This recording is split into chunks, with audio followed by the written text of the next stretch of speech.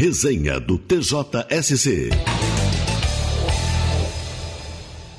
Começa agora a resenha TJSC, com os destaques do Poder Judiciário Catarinense.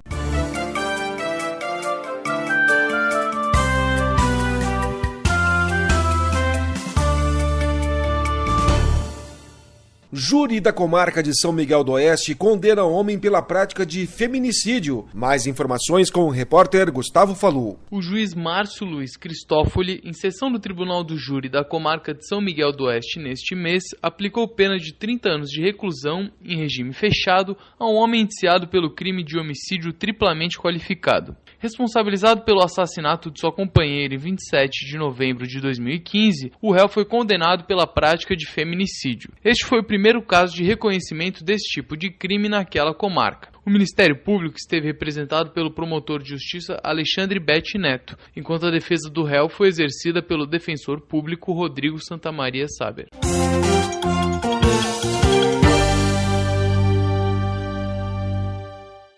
O juiz Rafael Bruni, que atualmente responde pela Unidade de Apuração de Crimes Praticados por Organizações Criminosas da Grande Florianópolis, foi convidado a trabalhar no Superior Tribunal de Justiça, STJ. Ele atuará como juiz assessor do ministro Félix Fischer, decano da Corte e também relator da Operação Lava Jato no STJ.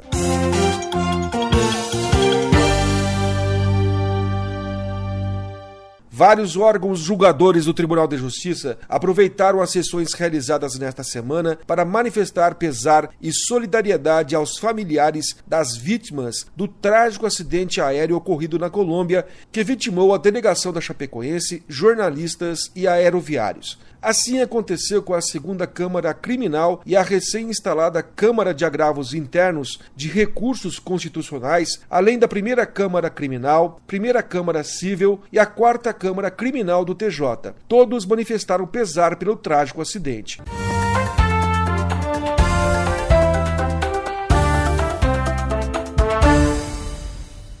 Os destaques do programa Justiça Legal, chegando com a jornalista Tata Fronroso. Olá! No Justiça Legal dessa semana, confira uma entrevista sobre os direitos humanos com o juiz Fernando de Castro Farias, que fez uma análise sobre o assunto aqui no Brasil. No quadro Isso é Legal, nossa equipe acompanhou uma sessão de cinema que teve como atração a trilha sonora sendo tocada por uma orquestra ao vivo.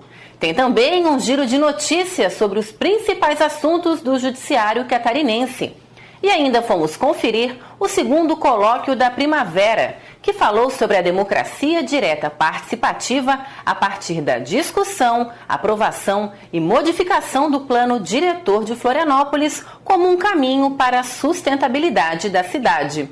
É isso aí. Acompanhe o Justiça Legal durante a programação da TV Justiça e também nos nossos canais na internet.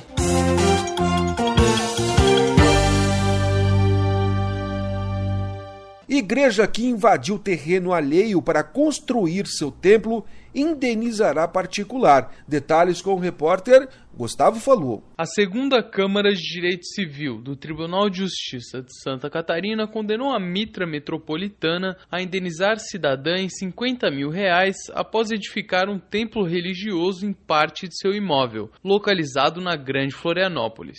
De acordo com o laudo pericial, o lote da esquina onde a igreja foi construída não pertence à instituição religiosa. A propriedade da igreja, recentemente loteada, seria um lote após o local em disputa. Para o relator da matéria, o desembargador Jorge Luiz Costa Beber, restou constatado que a Igreja São Francisco de Assis abrange terreno de propriedade da autora.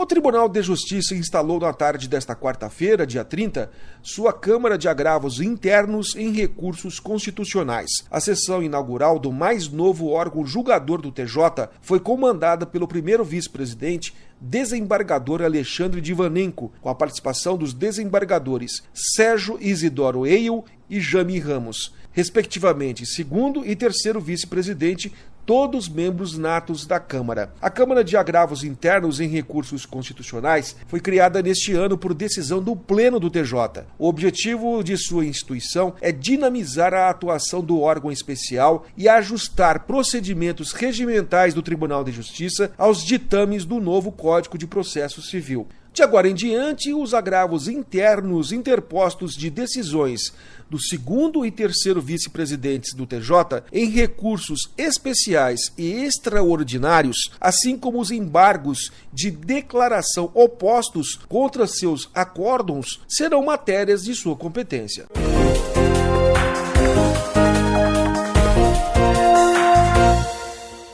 Quadro Entrevista, o convidado é o chefe da Divisão de Documentação e Memória do Judiciário, Adelson André Brugman, autor do livro sobre os 125 anos da instituição. A jornalista Tata Fronrous conversou com ele. Adelson, você é mestre em História e tem uma especialização em Gestão e Controle do Setor Público.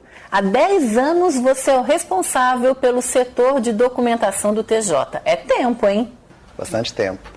E tenho me dedicado com esforço e com muita satisfação. É um prazer gigantesco lidar como historiador, né, que é a minha formação.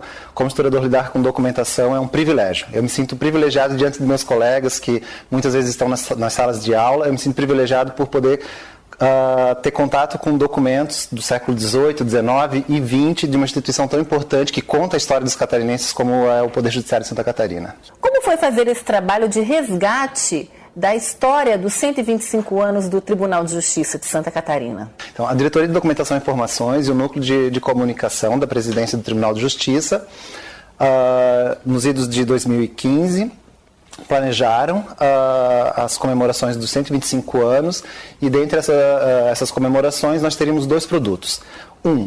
Uma série de entrevistas gravadas em áudio e vídeo e um livro sobre os 125 anos do Tribunal de Justiça. Para escrever esse livro, quais foram as referências que você utilizou?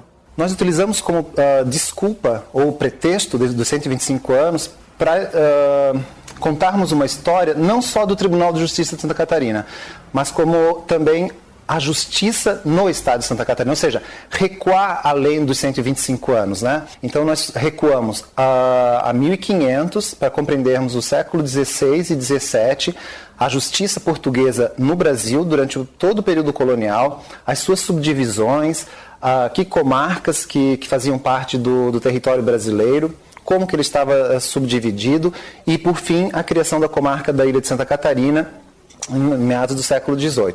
E, a partir daí, um foco mais específico na história da justiça, da atuação da justiça em Santa Catarina. Outro ponto muito importante desse trabalho, que eu destacaria, é o uso das fontes. Deixamos um pouco de lado aqueles documentos oficiais, a ata de instituição de instalação do Tribunal de Justiça, e fomos para jornais do período imperial brasileiro, utilizamos mapas no período colonial, utilizamos processos judiciais do período colonial brasileiro que estão sob a guarda do Poder Judiciário de Santa Catarina, processos judiciais que tramitaram durante o período imperial brasileiro. Nós também utilizamos um pouco de fontes a respeito da cidade, que é a sede, né? Florianópolis, Desterro, a sede do Poder Judiciário de Santa Catarina. Então, utilizamos fotografias da época, relatórios dos presidentes de província. A primeira vez que um trabalho aqui no Poder Judiciário utiliza relatórios dos ministros da Justiça, relatórios dos presidentes de província. E tudo isso a gente foi construindo uma história da Justiça em Santa Catarina. E outra fonte extremamente relevante, que até mesmo eu não tinha muito contato como historiador, eu sou um historiador que lida muito com o século XVIII e século XIX, tanto na graduação quanto no mestrado, foi utilizar a fonte oral, ou seja, a memória das pessoas. Então, fazia muito jus ao nome do projeto, Memórias dos 125 anos, utilizarmos memórias dos magistrados e dos servidores. Quais eram esses magistrados, né, que foram, digamos, que recorte que nós fizemos?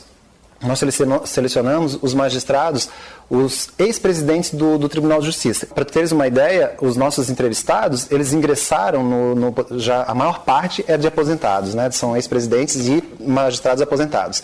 E de servidores também, que tiveram uma atuação brilhante no Tribunal de Justiça, como o secretário do Tribunal de Justiça, como diretora do Tribunal de Justiça por muitos anos, que já trabalhou não só nessa sede aqui do Tribunal de Justiça, mas em outras sedes espalhadas pelo centro da cidade.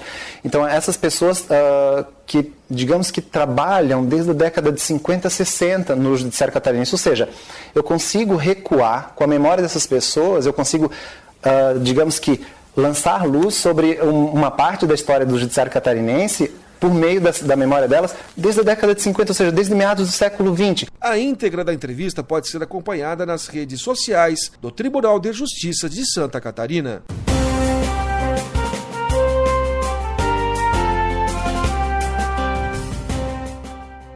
Essa foi mais uma edição da resenha TJSC. Apresentação Marco Aurélio Gomes. Participação de Tata Fronhouse e Gustavo Falu. Textos e supervisão, assessoria de imprensa do Tribunal de Justiça de Santa Catarina. Até breve.